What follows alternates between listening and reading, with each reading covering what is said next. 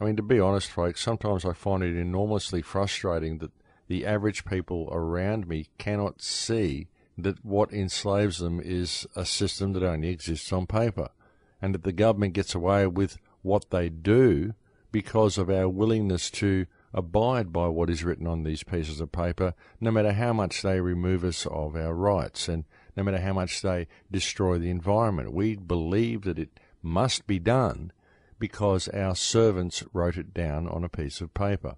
It's an endless source of frustration for me and an endless source of fascination for me that people simply cannot see the reality of this and see how this system functions. And they cannot comprehend the psychopathic nature of the system and how it is designed to support only itself at the expense of all life on the planet.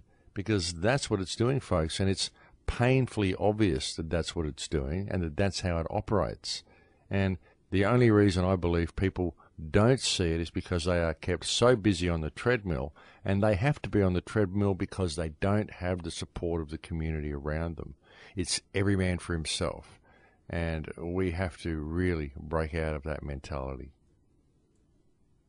And I know it's enormously difficult to do, folks. For most people, it is anyway. I know it is because I see the lack of response that I get from many people in the community around me. But I still believe that leading by example is the key to the whole thing. If you can show people that there is a better way by your own actions and by the example that you set with your own life, then you can change things. You can make people aspire to greater heights. And we can do it ourselves, folks. We don't need to be genetically altered in order to save the world. We don't need to put a tax on breathing in order to be responsible human beings. There's no good putting a carbon tax in and basically taxing life itself in order to save the world. What you need to do is revoke the charter of the corporations that are working so hard to pollute the world. That's where the problem lies. You don't need to genetically alter seed and create a satellite grid in order to control agriculture to deal with world starvation. What you need to do is you need to implement an honest monetary system so that the people of the world are not forced into positions where they are starving, not forced into positions where they have to milk the resources of their country in order to pay off a debt to the bank. This is not the type of financial system we need in place.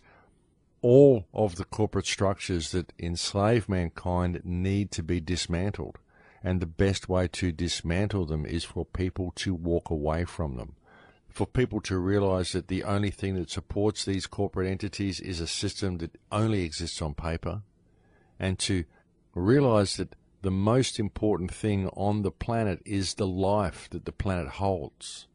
Not just human life, but all life. We need to respect this life, and anything that chooses to encroach upon this life in order to support its corporate, sociopathic, psychopathic self needs to be discarded. Because that's what the system is, folks. It's like a psychopathic organism that only exists on paper and that only functions because of the energy that we, the people of the world, give to the system. It feeds on our energy, folks, and that is the only thing that perpetuates this system. So we need to stop giving it our energy. We stop giving it our energy by understanding what energy is, and by understanding what each other is, and by interacting with each other in a manner of in Lakesh. I don't know. It's so simple. It's so simple that people just can't see it. And it's the answer to all of the problems that we face. All people have to do is let down that guard, let down that barrier that they have, and start connecting with the people around them. You can't support this system, folks. I mean, you'll end up a criminal like everybody else because that's the way the system is working. It's all heading towards total criminalisation. They're making it illegal to do anything. Soon it will be illegal to breathe too much, I'm sure. I'll think of something, folks, in order to curtail even the most basic of freedoms. And this will make it possible for everybody to commit some sort of crime at any time of the day or night without even trying, and then at last people will be uniform in the eyes of the law, and all can be subject to the same rigorous control system. And that's what they want, and that's where they're heading.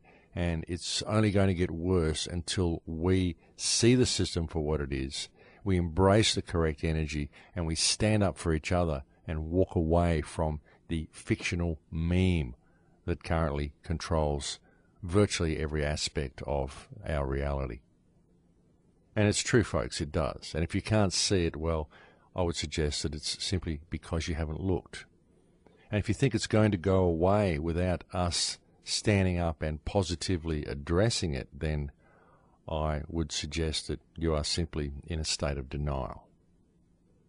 And even those who are waiting for a higher force to come and save you, even those who are waiting for the arrival of the Galactic Federation, or those who are waiting for Christ to come and save you, those who are waiting for a rapture, what makes any of these people believe that they are worthy of being taken to any higher reality when they have so neglected the reality that they live in now?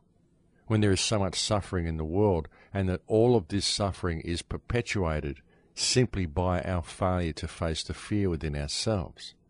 Because it is the fear within ourselves that prevents us from standing up against the psychopathic system that causes all of the problems we currently see in the world. There's a big responsibility there, folks, and there's a big shift in the paradigm that needs to happen. We really do need, as a whole, as a race, to step back and take a good, long, hard look at the reality in which we live. And take a good, hard look at the solution that is right there before us. Because the solution is simply to stop what we're doing and change our perspective. There is no political remedy, there is no legal remedy, there is no piece of paper that can be filled out, there is no governing body that we can elect to change things for us. There is no movement, no organised body of people that will ever affect any positive change in this world until people change their perspective of reality and start applying the correct energy to themselves, to the people around them, and to the world as a whole. That's how we change it, folks, and it's up to us to do it. So the question is, when are we going to start? You see, there is no other remedy for our situation. There is no one coming to save anybody, not until we choose to save ourselves, not until we make the conscious decision to be whole, to live in empathy, to live in compassion, to know who and what we are, and to realize that those around us are exactly the same as we are. That's when remedy will be found. And it's in a simple change of attitude. That's why I've been saying the same thing on these radio shows for so many years now. But I think we're almost at the close of this radio show, folks. Thank you once again to all the people who have supported the Crow House in the past. Thank you again for even spending this time with me and listening to the show today. I know I go off on these little rants and tirades sometimes, and I'm never quite sure what I'm going to talk about when I come on air these days. It just sort of comes out the way it does, and I don't quite know what to expect or where it's going to go when I start, so I just kind of listen and see how it unfolds. So thank you for bearing with me through the little rants that I seem to go off on these days, folks.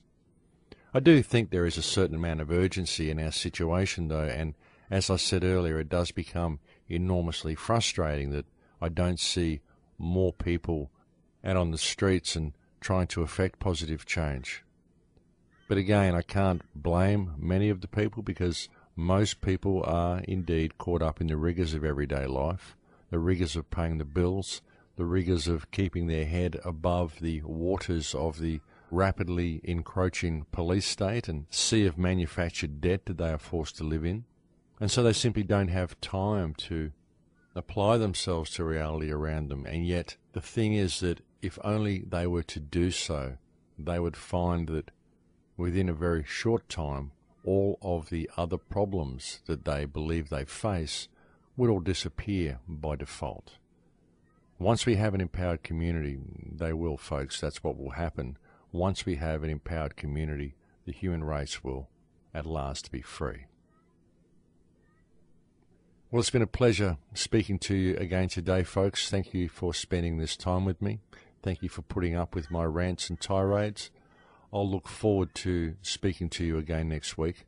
Please take good care until then, and never doubt your own ability to make a positive change in the world, because great changes are always caused by determined groups of little people. In Lak'ech.